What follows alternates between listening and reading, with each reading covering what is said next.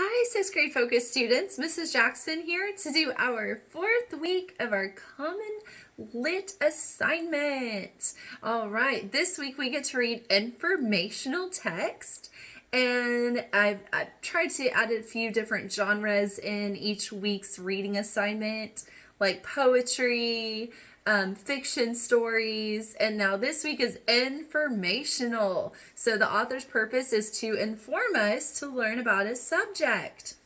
This week we're going to read How Pixar Tells a Story by Rachel Slivnik. And this is going to tell us, maybe we'll learn about how some Disney or Pixar movies are actually made. And so that's kind of cool to find that information out, to learn from this informational text.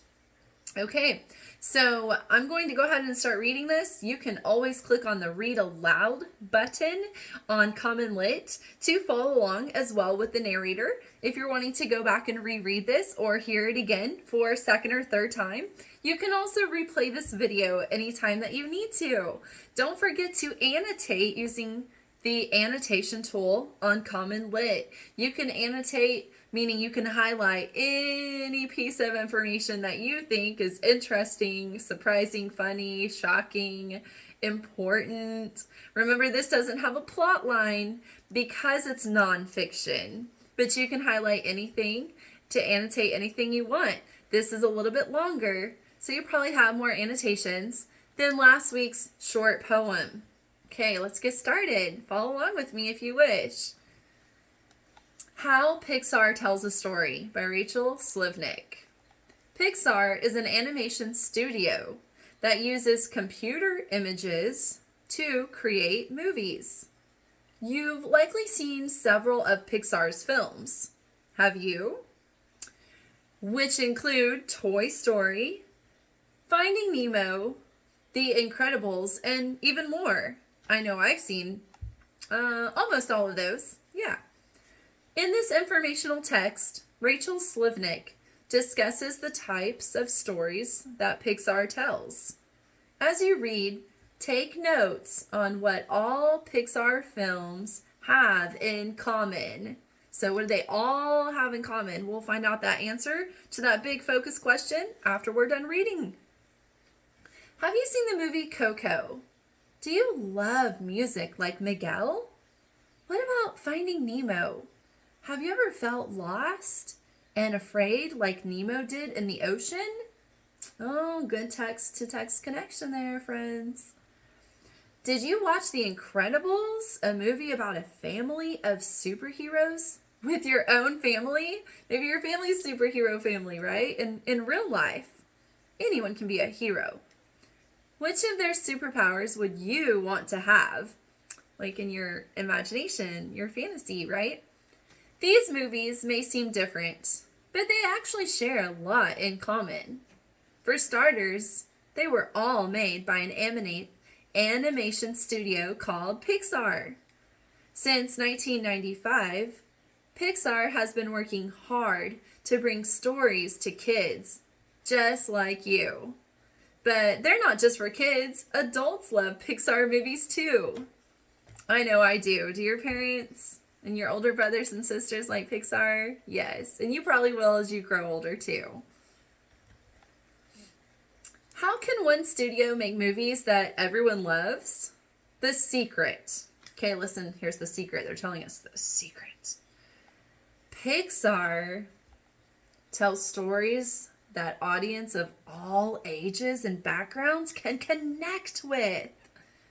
Pixar movies aren't just about silly characters like Crush the Sea Turtle. What movie is that from? Crush the Sea Turtle. Finding Nemo, right? They're more than just amazing action scenes like in The Incredibles and beautiful animation like in Coco. The most important part of any Pixar movie is the story itself. Okay, here's a big subheading that we don't want to miss out on. We don't want to ignore when we're reading. We want to read all the subheadings as well as the title, because the subheadings and the titles tells us the main idea, the main idea, what it's mostly going to be about. So definitely read those. Don't just skip over them. Pause when you're reading the subheadings. And they're usually, I almost said always, almost always in bold font, so they stand out to our eyes. Great storytelling is hard work. So if I want to pause, make a prediction, I would probably think that this section is going to tell us about just how hard it is to tell a great story for Pixar. So let's find out about that process. The writers at Pixar spend a lot of time, or a long time, developing the story for each film. Sometimes they work on a story for over a year. Why do the writers spend so much time on a story? Because they know that a movie with a good story will connect with more people all over the world. Storytelling is an art and a skill. Pixar creators know this. They have put a lot of time and thought into what makes a great story. One Pixar storyboard artist named Emma Coates created a list, the 22 rules of storytelling according to Pixar. These are the rules that all Pixar stories must follow in order to be called a good story.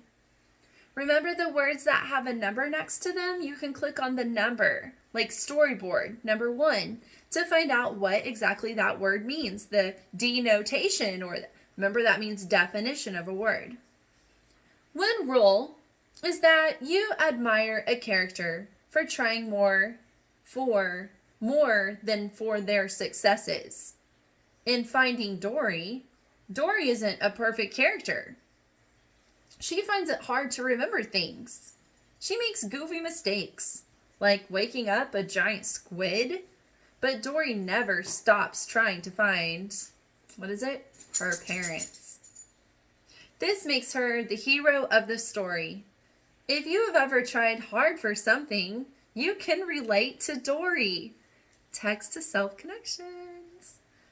Her feelings remind you of your own experiences, even though you aren't even a fish. Here's another rule that Pixar creators think about. What is your character good at or comfortable with? Throw the polar opposite at them. Challenge them. How do they deal? Toy Story. Woody is very good at being in charge of the other toys, but he isn't good at sharing attention with Andy's new toy, Buzz Lightyear. Woody feels like Buzz is the polar opposite of him. And if you don't know what polar opposite means, click on the number 2 and read the denotation of it. He feels jealous and lonely when Buzz begins to replace him as Andy's favorite toy. This conflict, remember what conflict means? Problem. This conflict is the heart of Toy Story. If you've ever felt jealous or left out, you can understand what Woody goes through. Connections. Guys, we always want to make connections with what we're reading, right? Okay, here's a new subheading. Great storytelling connects us. Why are the stories that Pixar tells important? The director of Up and Monsters Incorporated, Pete Docter, has this to say. So this is a quote from this man. What you're trying to do when you tell a story is to write about an event in your life that made you feel a particular way. And what you're trying to do when you tell a story is to get the audience to have that same feeling. Feelings of anger, fear, sadness, joy, and love, they're all universal. Everybody, no matter how old, how young, where they grew up, if they are a girl or a boy, feels emotion. In this way, Pixar stories have the power to show audience members that we are more alike than we're different. Because we can connect with the characters' emotions, we can connect with each other. The stories that Pixar tells are very creative. They tell stories about friendly monsters, space traveling robots, talking cars, and balloon propelled houses. That's from the movie Up. Such a good movie. If you haven't seen it, watch it. Okay, if you don't know what propelled means, click on the 3 next to that. Even if you do know and you just want to verify it, click that and just double check your understanding. No two movies are the same, but the stories and more importantly, the feelings in each are universal. Click on the number 4 for universal if you want to learn about that word.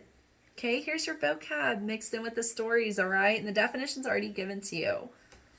Even though we've never traveled the ocean with Dory, fought evil villains with the Incredibles, or played guitar with Miguel, the power of these stories inspires us.